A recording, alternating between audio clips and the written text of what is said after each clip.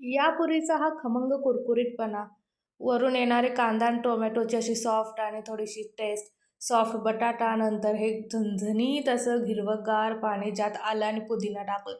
त्यानंतर चिंचेची कोळ, ज्याला आपण गोड पाणी देखील म्हणतो. थोडीशी शेव आणि बुंदी.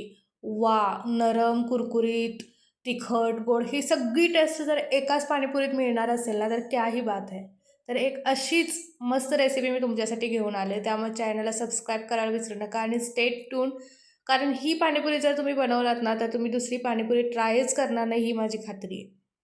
बटाटे शिजवून घ्यायचे आहेत आणि चिंच आणि गूळ भिजवून ठेवलात तरी चालेल आणि जर ऑन द स्पॉट करायचं असेल तर त्याला शिजवून घेऊ शकतो आपण. बुंदी बनवण्यासाठी बेसन पिठामध्ये चवीपुरतं मीठ आणि हळद ॲड करायचं आणि छान असं बॅटर बनवायचं आहे. घरी ऑब्वियसली आपल्याकडे झारी वगैरे एवढा घाणा करत बसण्यासाठी वेळ नसतो. सो जी काही तळणीसाठी आपण वापरतो ती झारी आपण याच ठिकाणी घेऊ शकतो आणि छान असे मोतीसारखे बुंदी बनवून तयार होतात आणि खरंच खूप खुसखुशीत आणि टेस्टी बनतात.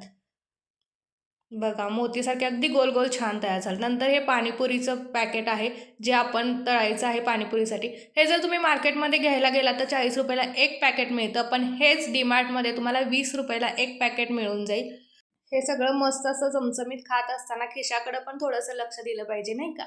तर आता चिंच गुळाच्या चटणीकडे आपण माघारी येऊया. यातील जे चिंच आहे ते मिक्सरला ब्लेंड करून घ्यायचं आहे. सर्वात महत्त्वाचं या ठिकाणी मी खजूर ॲड करायला विसरले होते, त्यामुळे मी ते नंतर पुन्हा एकदा ब्लेंड केले. तुम्ही पाणी शिजत असतानाच त्यामध्ये खजूर ॲड करा. त्याच्याने टेस्ट खूप खूप खूप जास्त छान येते. खजूर अजिबात मिस करायचं नाही आहे.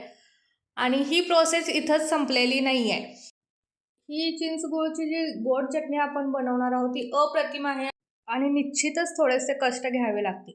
हे सर्व चिंच, गूळ आणि खजूर बारीक केल्यानंतर पाणी वेगळं करायचं आहे आणि ब्लेंड करून घ्यायचं आहे आणि या पद्धतीनं स्टेन करून घ्यायचं आहे आणि एक छानशी पेस्ट तयार होते. त्यानंतर एक पातेलं, त्याच्यावर थोडंसं तेल ॲड करायचं आहे, तिखट आणि धने जिरे पूड. ते छान भाजलं की जी खजूर आणि चिंचची प्युरी बनवली ती ॲड करायची आहे. त्यातच थोडंसं साखर ॲड करायचं आणि चवीनुसार मीठ.